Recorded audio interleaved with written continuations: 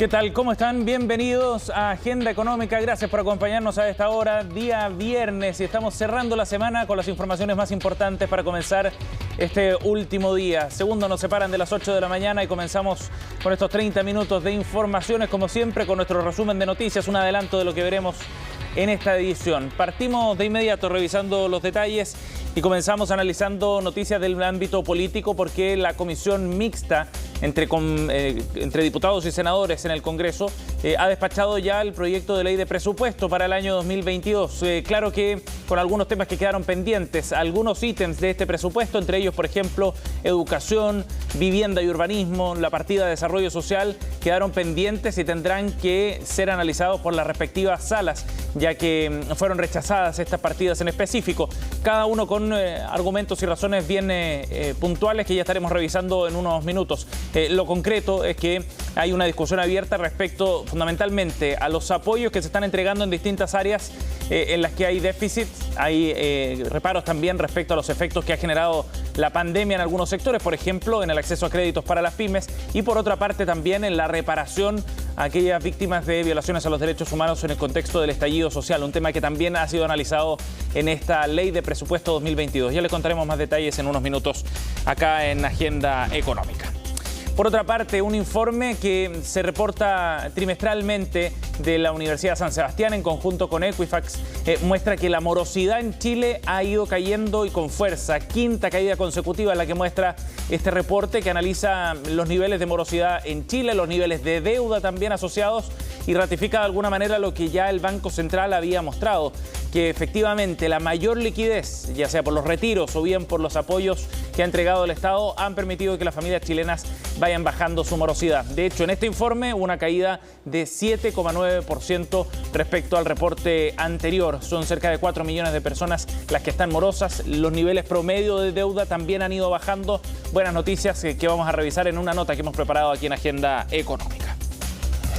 Por otro lado, en unos minutos, a las 9 de la mañana, se conoce la cifra de desempleo, la cifra oficial, la que entrega el Instituto Nacional de Estadísticas. El último trimestre, junio, julio, agosto, este indicador marcó un desempleo a nivel nacional de 8,5%, con una recuperación también de puestos de trabajo importante, con más gente sumándose al mercado laboral. Veremos qué nos muestra este informe, después de que se hayan conocido además datos que no son oficiales, pero que dan muchas luces respecto a lo que está ocurriendo con el mercado laboral.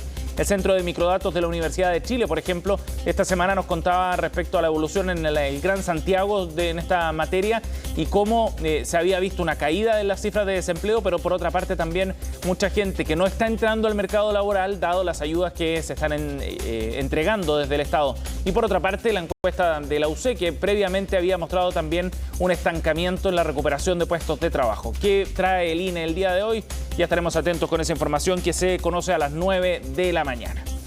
Y en la entrevista del día de hoy vamos a estar analizando los números que entregó Estados Unidos el día de ayer en un momento particularmente complejo, pareciera, para la economía global y para la recuperación post-pandemia, porque Estados Unidos, si bien creció en el último mes, lo hizo a un menor nivel de lo que esperaba el mercado. El crecimiento para el PIB de Estados Unidos fue apenas 2% por debajo de lo que esperaba el mercado y muestra señales de desaceleración en el tercer trimestre respecto al mismo periodo del año 2020. Si la comparación se hace respecto al trimestre anterior, la tasa anual es de 6,7%, y hay preocupación porque fundamentalmente los analistas lo atribuyen a los problemas que genera la cadena de abastecimiento, de suministro a nivel global. Hay una fuerte caída en los productos manufacturados, por ejemplo. Hay también factores relacionados al ámbito energético que podrían estar influyendo en estos números. ¿Qué razones hay detrás del análisis del mercado? Bueno, lo vamos a estar conversando en la entrevista del día de hoy aquí en Agenda Económica en conjunto al economista Sergio Tricio. Revisemos como siempre al cierre de nuestro resumen los datos de los mercados para el día de hoy en una jornada que ha comenzado ya en Europa con ciertas tendencias que revisamos a continuación. A la baja, la caída que se ve en el Eurostoxx, 0,72%. En Londres hay una caída del 0,33%, en Alemania 0,94%.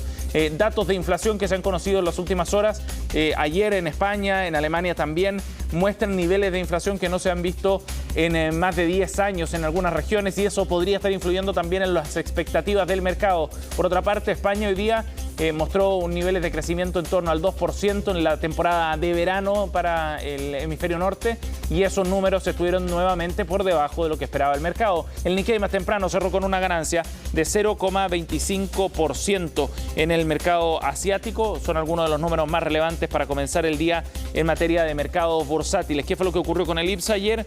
Una caída de 0,47%, distanciándose así de lo que había mostrado Wall Street, que había cerrado con ganancias de 0,68% en el Dow Jones, más de 1% en el Nasdaq. El dólar, por su parte, cerró en 805 pesos en la sesión de ayer.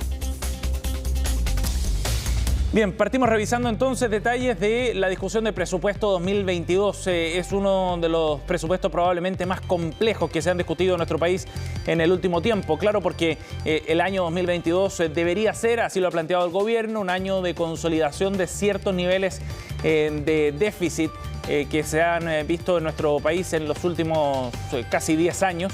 Y en ese sentido hay preocupación por tratar de disminuir el gasto público con fuerza para evitar así desajustes estructurales que vayan elevando, por ejemplo, los niveles de deuda. Ese pareciera ser uno de los grandes términos de preocupación del gobierno a nivel fiscal, digamos, para los próximos años. Y el 2022 será el punto de partida para comenzar ese proceso de ajuste en un escenario que todavía sigue siendo incierto desde el punto de vista sanitario y con un gobierno nuevo que tendrá que asumir ese desafío. Por eso la discusión de presupuesto ha sido importante. Hay 6 partidas que fueron rechazadas en la comisión mixta entre diputados y senadores. Entre ellas, ya les contábamos, está vivienda, transporte, desarrollo social, educación, algunas de las partidas que tendrán que ser revisadas nuevamente por las salas de la Cámara de Diputados y del Senado para llegar a un acuerdo. En el caso de la partida de educación, por ejemplo, hay críticas sobre lo restrictiva que es esta propuesta, han dicho desde la oposición, en sentido contrario con el fortalecimiento del regreso a clases, dice, y de los servicios locales.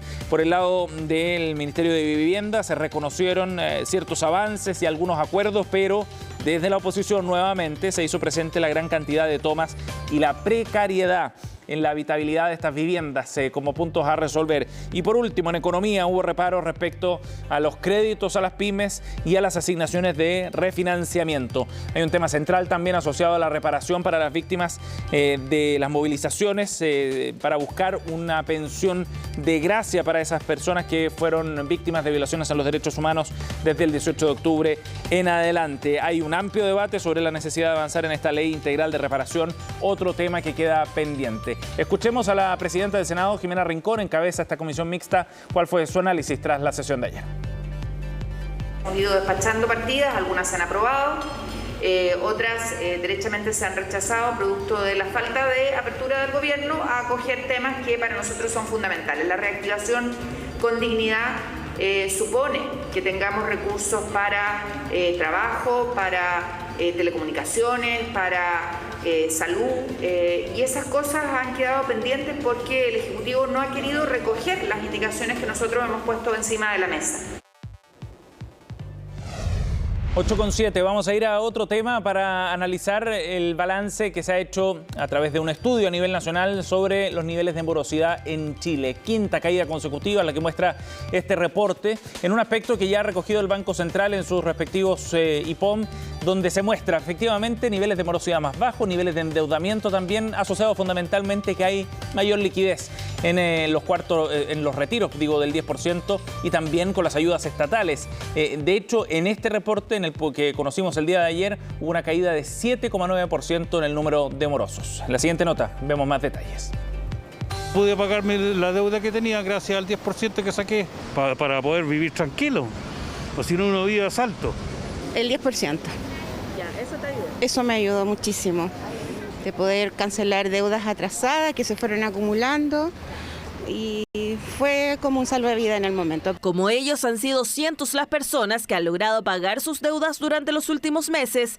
Según un informe de la Universidad San Sebastián con Equifax, la morosidad a nivel nacional bajó un 7,9% durante el último año, siendo este el quinto trimestre consecutivo a la baja. Partió aproximadamente con el primer retiro. Ahora, desde esa fecha en adelante han seguido habiendo retiros y otras ayudas estatales.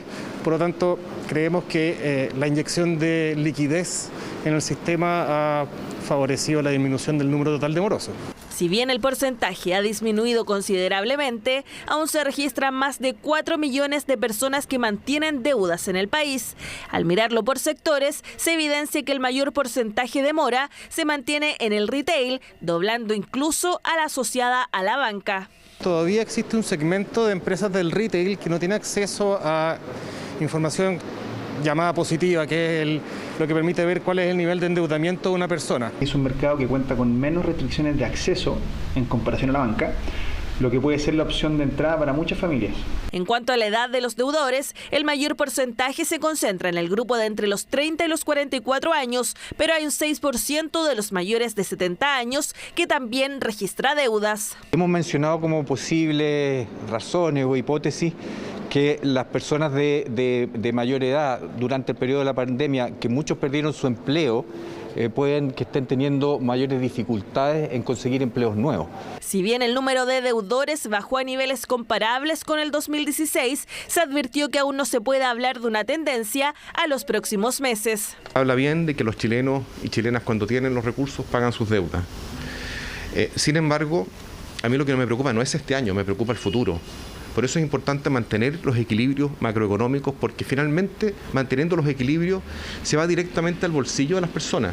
Y efectivamente, los ojos están puestos en los próximos meses, ya que no habrían ayudas estatales que podrían paliar el pago de deudas, como ha pasado este último año. 8:11, vamos a ir a otro tema porque ayer comenzó una serie de encuentros de la CPC, la Confederación de la Producción y el Comercio, la entidad gremial de los empresarios que reúne las distintas ramas de la actividad nacional junto a los candidatos presidenciales. Y la primera en asistir a esta reunión en la comuna de Providencia, en la sede de la CPC, fue Yasna Proboste, quien llegó acompañada por algunos de sus asesores económicos, Rodrigo Wagner, el ex presidente del Banco Central Roberto Saller, Luis Eduardo Taller, Andrew Fey, entre otros. Y ellos fueron a exponer básicamente los puntos más importantes del programa en materia económica, en materia medioambiental también, en una instancia donde se intercambian puntos, básicamente lo que han dicho los protagonistas de este encuentro respecto a los desafíos que vienen a partir del año 2022. Yasna Proboste ratificó allí el énfasis que está puesto en la necesidad de una reforma tributaria profunda, de una reforma del sistema de pensiones también, que serán dos temas que abordará rápidamente en el inicio de un eventual gobierno suyo, dijo la candidata de Nuevo Pacto Social. Por otra parte, los empresarios también mostraron su preocupación por alguna de las propuestas y por los desafíos en materia de crecimiento económico que enfrentará Chile a partir del próximo año. Escuchemos primero a Yasna Proboste, la candidata de Nuevo Pacto Social. Se refirió también a los programas, no solo el suyo, sino también de algunos de sus contendores. No conocemos el programa de Apruebo Dignidad y tampoco ahora conocemos el programa de la otra candidatura porque fue bajada de las redes. Nosotros hablamos de nuestro programa. Nuestro programa ha permitido reunir visiones muy diversas, visiones de profesionales, técnicos, ciudadanos, ciudadanas, de quienes forman parte de Nuevo Pacto Social, pero también del mundo independiente. Y creo que eso tiene un valor enorme. Nuestra competencia son los extremos. Nuestra competencia es cómo nosotros realmente somos capaces de derrotar la desigualdad. Nuestra competencia es cómo somos capaces de generar más y mejores oportunidades laborales. Bien, por otra parte, Juan Sutil, el presidente de la CPC, abordó también algunos de los desafíos que enfrentará el próximo gobierno y cuáles son las preocupaciones del empresariado en relación a los programas que están en discusión en esta carrera presidencial. Temas fundamentales como aquellas medidas que permitan que exista confianza, que exista capacidad de que el sector privado pueda contribuir y colaborar como lo hace, en que Chile pueda mirar con esperanza, como dijo la senadora, el futuro, en que podamos mirar también los cambios que la sociedad requiere, el país requiere del esfuerzo de quienes trabajamos para poder cumplir también con las demandas que hoy día el país solicita y exige en materia de salud, vivienda, educación. Bien, vamos a ir a otro tema relacionado a los desafíos a futuro que enfrentará nuestro país con la entrega del documento que consolida una política nacional de inteligencia artificial. Esta iniciativa, que fue encabezada por el Ministerio de Ciencias, se conoció el día de ayer con el documento ya consolidado. Hay propuestas en distintos ámbitos, en el sector agrícola, en la medicina, en la educación también, y lo que busca es trazar una hoja de ruta por los próximos 10 años para el desarrollo de esta tecnología que promete, y ya lo está haciendo, cambiar muchos aspectos productivos y del aprendizaje también. Vamos a revisar detalles en la siguiente nota de María Paz Ortiz. Suena lejano, futurista, pero en realidad lleva años alrededor nuestro, lo que determina qué ves primero al abrir tu red social favorita, la app para la ruta más rápida y expedita, o las máquinas quirúrgicas en la medicina. Todo eso funciona con inteligencia artificial y Chile lanzó su primera política que la impulsa y regula. Con cerca de 8.000 personas en todo Chile participando en su elaboración en 3 grandes ejes: factores habilitantes, desarrollo y adopción, y también aquellos aspectos éticos. Este plan de acción a 10 años reúne 70 acciones prioritarias y 185 iniciativas con foco en aspectos sociales, económicos y pedagógicos. Formación que podría incluir a la inteligencia artificial desde la educación básica a la profesional. Para que las máquinas no reemplacen a nosotros las personas, tenemos que prepararnos para ello. Por ejemplo, la manera más cotidiana de decirlo es a través de conocimiento, de educación. Los expertos dicen que permitirá acelerar procesos productivos o hacerlos más eficientes. La minería y la agricultura son solo algunas de sus aplicaciones, pero otro importante es la salud y los servicios públicos. Para eso es fundamental definir los rangos éticos. Por ejemplo, queremos detectar fraudes. ¿Cómo hacemos que este sistema se haga de manera responsable? Por lo tanto, que detecte fraude donde sí lo hay y que no lo detecte donde no lo hay, que no persigamos gente innecesariamente. Hay consideraciones de protección de datos, de transparencia. Ya hay pilotos con la Defensoría Pública y FONASA. Los resultados permitirán crear un estándar para que las empresas y servicios sepan cómo comprar estos sistemas. Otra aplicación está en la medicina. Vamos a ser capaces de mejorar de manera muy significativa la expectativa de vida de la gente. Tenemos una baja cobertura de un examen que previene la ceguera para los diabéticos. Y esa cobertura se ha aumentado gracias a un software de inteligencia artificial que te ayuda a hacer lo que se llama el tamizaje de la retinopatía diabética, el screening, la detección. Usos infinitos, por eso la política incluye también el fomento de los emprendimientos científicos y tecnológicos, incentivo, infraestructura y reglamentación. Esas son las bases para ahora. Abrirlo más las puertas a las máquinas inteligentes, pero claro, sin la visión apocalíptica de que vienen en nuestro reemplazo. 8:16, momento de una pausa. Al regreso, como les contábamos en la entrevista de hoy, vamos a analizar los datos de crecimiento que mostró ayer Estados Unidos. Cuán importante es la desaceleración que estaría viviendo el país del norte, cuáles son las razones detrás de esta caída. Lo analizamos junto a Sergio Tricio en la entrevista de esta jornada.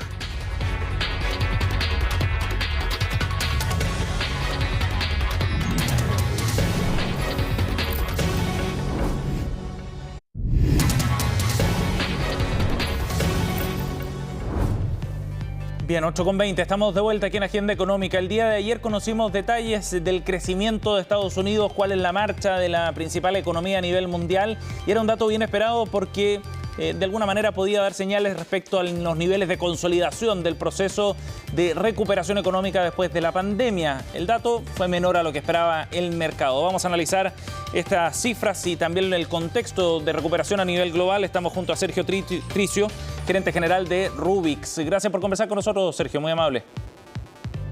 Hola, muy buenos días, Sebastián. Gracias por el contacto. Sergio, bueno, el dato fue menor a lo esperado. ¿Qué tan grave es este dato, la cifra? ¿Cuánto se está desacelerando la economía de Estados Unidos en función de lo que conocimos ayer, Sergio? Sí, la verdad que hay que poner en contexto el crecimiento económico tanto de Estados Unidos, del mundo, también de Chile, que hemos visto una recuperación muy significativa, probablemente también en su minuto mayor a lo esperada, post pandemia, porque precisamente se inyectaron muchos recursos, subsidios, bonos, tanto en Chile como en el mundo. En Estados Unidos sabemos los cheques que se enviaron a mucha gente en pandemia y por lo tanto eso permitió que el consumo aumentara de manera muy violenta. Ajá. Y eso generó un gran problema. El gran problema que hoy día está viviendo la economía a nivel global es el desabastecimiento, la pérdida de la normalidad de la cadena de suministro, y esa fue una de las razones de por qué hoy en día, en el tercer trimestre, el crecimiento se desacelera. Ese es un aspecto muy importante que probablemente va a seguir en los próximos meses, a lo menos en la primera parte del año. Estamos también hoy día conociendo los resultados corporativos de grandes empresas de Estados Unidos. Sí. Y todos hablan de lo mismo. Hoy día es un tema. La cadena de abastecimiento está hoy día fraccionada, está compleja. Y por ese motivo también se están perdiendo ventas de estas grandes compañías. Y por otro lado está la pandemia, que obviamente también la variante Delta afectó también al sector servicio.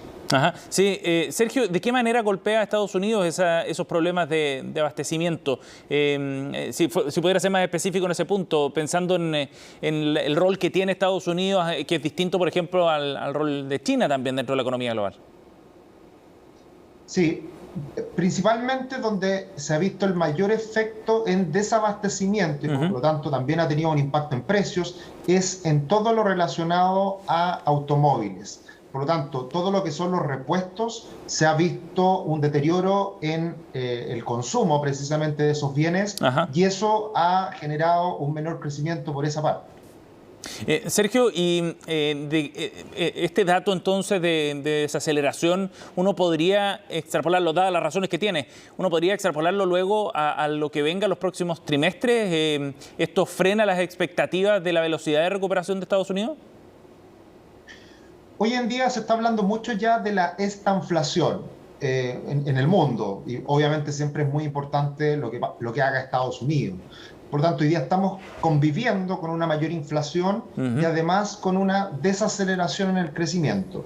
La magnitud de esta estanflación que tanto se habla va a depender mucho, como siempre, en las diferentes partes del mundo y cómo pueda sobrellevar esta situación una economía a la otra.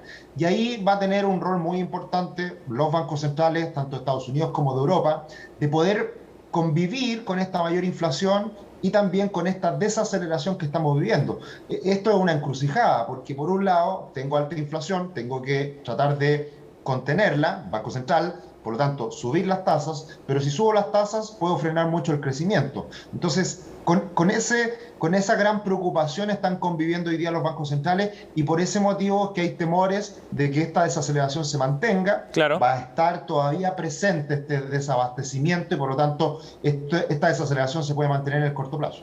La Fed había adelantado ya que en el mediano plazo, digamos, podía comenzar ese retiro de los estímulos. ¿Tú crees que con el dato de ayer eso queda en suspenso, sujeto a revisión, Sergio, pensando en la desaceleración que mostraba la cifra de ayer? Tal cual. Hoy en día, ya hace unos meses, pero más importante de cara al futuro, hay tres cifras que son muy importantes que vamos a estar mirando. Primero, la inflación, por supuesto. Todos los meses estamos ahí muy pendientes de cómo salga la inflación en Estados Unidos y en el mundo. Ayer conocíamos las cifras de Europa, por ejemplo, que también salieron más elevadas de lo esperado. Sí. Por otro lado, los datos de empleo, que finalmente una de las preocupaciones de la Reserva Federal es también mantener el empleo fuerte y que se recupere post-pandemia, que eso todavía no ha ocurrido del todo.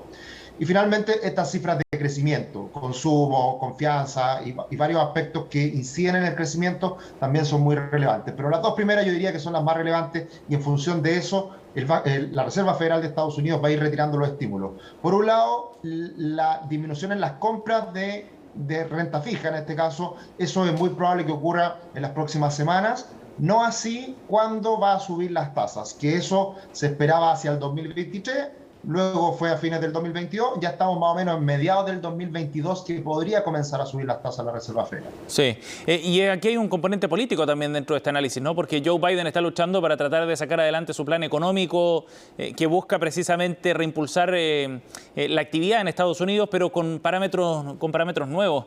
Pareciera no estar fácil el escenario también para Biden en el Congreso. Nunca es fácil lidiar con una situación económica difícil y mantener el crecimiento y dejar a todos contentos. Este es un plan de largo plazo y por lo tanto, más allá de la negociación y del acuerdo al cual se pueda llegar, no necesariamente va a tener tanto impacto en la economía en el corto plazo.